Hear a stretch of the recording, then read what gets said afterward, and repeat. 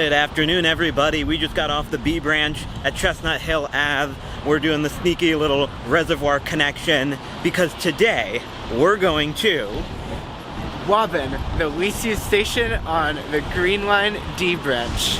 Let's do it.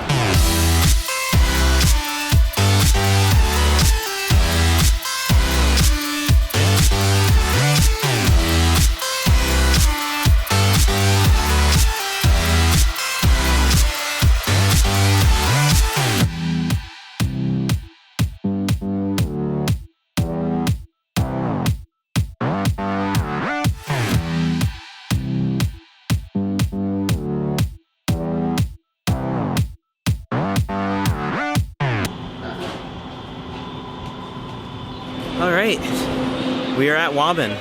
We made it. We did it. Yep, First impression? It's very, very quiet. Very quiet, and there's a Starbucks.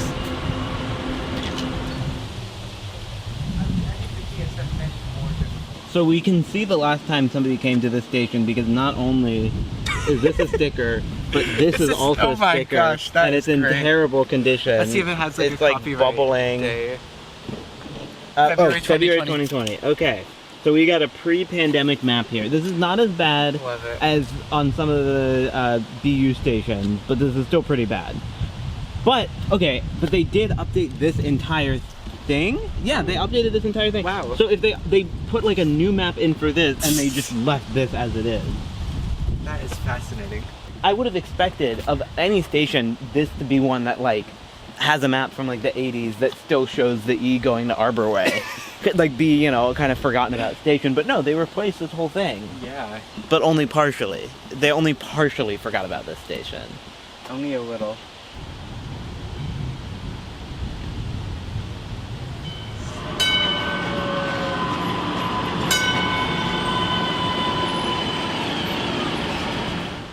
This is like extreme sports if you're in a wheelchair. We need Alex Davis to come out with his level to just check this for us. We should have brought one. Alright. I'm also interested to see if, yeah, there is a T. Okay. Also, that's a very picturesque T. And it's not like, it's, I feel like sometimes they're like, They're the they globe. bulge out in the middle. Yeah. Right? It's not a globe, but it's also not like the temporary ones they had at Union Square that are like the metal sheet, just like stapled on either side, basically. This is great. The fact that they have a T here, yeah, and they did not have one at Savin Hill. They didn't have one at Savin Hill? No, it's a Savin red Hill. line station. I know. That's crazy. That's what I'm saying. Although it's on maybe the less significant of the two branches.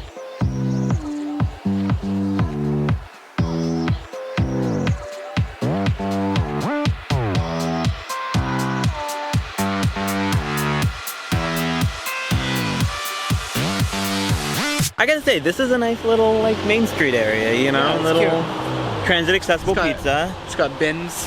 We got, yeah, with the little footstep things, Hell yeah. COVID safe. Oh, they actually built that. These are clean bins. I like it. That shows probably how little use the station gets, though. That's the thing. But like, Yeah. this is nice. Like, I could imagine, you know, I don't know what the residential like density is around here. I assume not significant at all.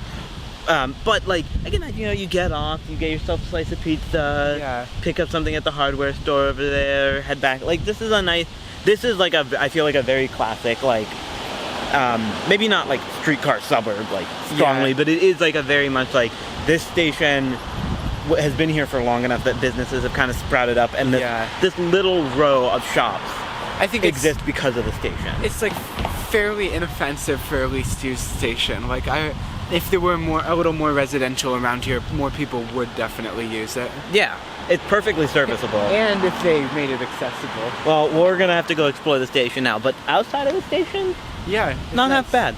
Not half bad at all.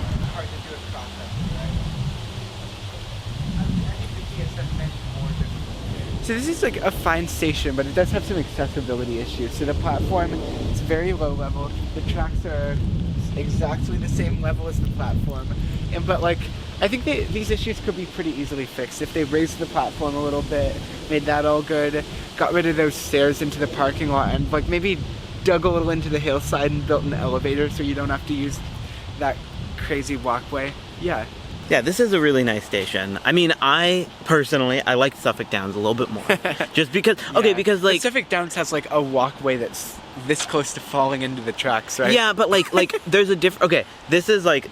There are trees adjacent to the platform here. Suffolk Downs, there are trees on the platform. And planters. Fair enough. And like, I guess Suffolk Downs, I don't know, Suffolk Downs has like... It's a little bit more modern. Like the like fence thing over there.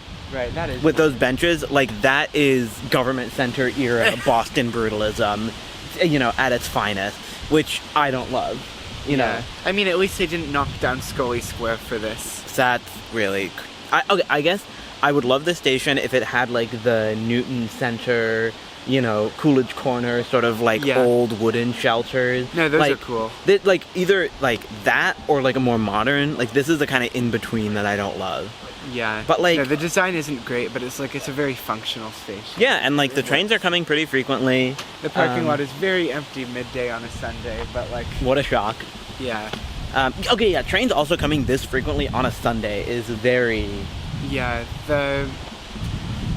I'm glad this became the D line instead of a random commuter rail branch. To be fair, though, the service that the New York Central Railroad ran on the Highland branch up until 1919 was a bit better than what the MBTA commuter rail operates today, with 30 daily round trips plus a few trains running the circuit between Newton Highlands and Needham.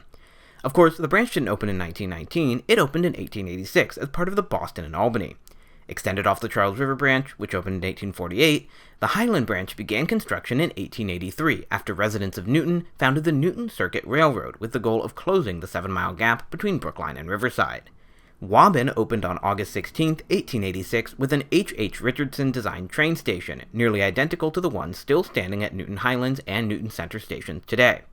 Reduced fare tickets were offered to commuters to encourage more ridership on the $411,000 extension, nearly $13 million today, and the branch saw tremendous success. But after just 15 years of service, the Boston and Albany was bought out by the New York Central. Since the NYC focused on long-distance service, and on the NYC area, go figure, the Highland branch was never electrified, although grade crossings were removed by 1907 and steam locomotives were finally replaced by diesel in 1950. By that point, however, the branch saw just 7 daily round trips, and the Massachusetts State Legislature's proposal to institute streetcar service on the branch finally kicked into high gear. In 1956, the MTA proposed buying and rebuilding the branch for $9 million, over $100 million today.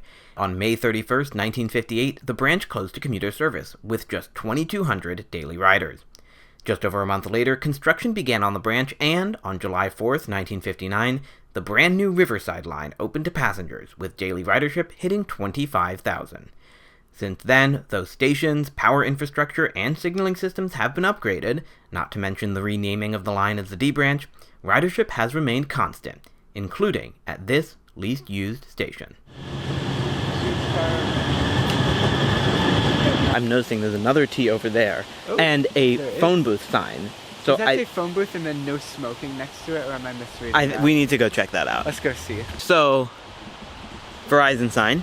There's no phone. I mean, I didn't expect there to be like a payphone or anything. Maybe it's just a sign indicating there's cell service here. Hold on, let me check. I'm on Verizon. Let's see. Oh yeah. Moment of truth. Yep, I do have cell service right now. That is accurate. So actually, the T can totally leave that up.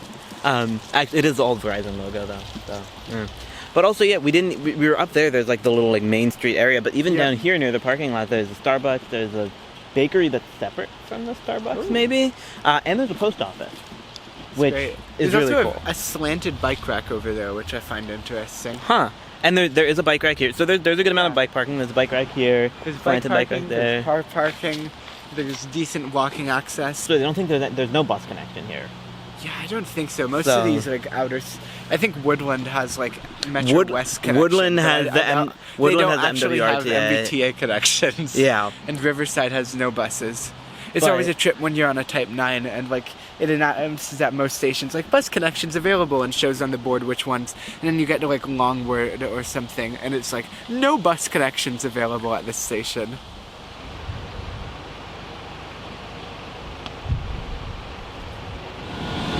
This is a great train. If only the train could just stay. Actually, I was gonna say if only it could stay here, but it's a Type 7, so the AC system is too loud for this audio to be usable. God, I love the wood paneling though. Okay, so that's Waban, D branch, least used station. Interestingly enough, the most least used station on like of the 4 Green Line branches. Really? Which Yeah, is kind of surprising, to me at least. It is kind of surprising, but I guess there are probably plenty of people who like maybe drive here, maybe walk here, maybe go to one of these businesses. So it's not in the middle of nowhere. It's not like way too close to other stops. So like, I think it definitely needs to exist. It's a good like distance. Anything crazy. It's a good distance to Elliott and a good distance to Woodland on either end. Both of which are much worse stations. Oh yeah, no, this is actually like Vicky Pipe moment. Like this is quaint to the maximum. Yeah, this about is as quaint as you can get adorable. in the Boston metropolitan area. I think you can get pretty quaint in Boston. So this Fair is enough. Good. And despite all of that, we have an average of 167 weekday boardings pre-COVID. Yeah. Which, it's. I mean, that's a pretty good number of people. that's actually more than the capacity of the parking lot for sure. It's definitely walkable. When you go around to where the like post office is, there's a little residential street like right there. So it definitely is walkable to residences. I could definitely imagine also like if you live a little farther out, like somebody could come pick you up really quickly.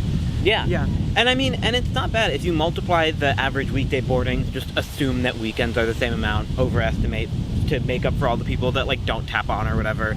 That's 60,955 people boarding at the station every year, which, you know, that is not bad at all. It gets pretty frequent service for being like this far out in a very quiet area. So that's really nice. It would probably get like 2 riders a day if it was still a commuter train. Oh, 100%. It's much better than it is. Nobody's waiting an hour for this. Yeah, I mean, you're waiting, 11 minutes for the next Riverside train, 23 minutes for the one after that, 7 to 13 minutes on this side because, but I mean, like, this is a very nice station, and like, I feel like a lot of the other stations that I go to for the rest of the branches of the Green Line are going to be like, it's clear why this doesn't get usage because you can see the next station or something like that.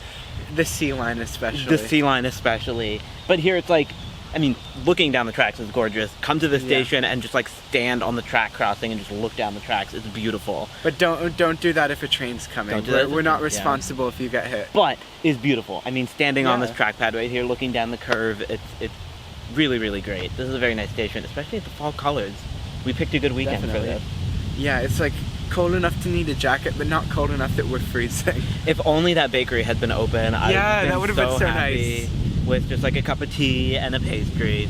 But yeah, I mean, when this station is one of the ones on the D branch accessibility improvement. So so it's in the works. So it's in the works. Heck yeah. They could also deal with the catenary, the gantry for the catenaries not being like several layers of rust.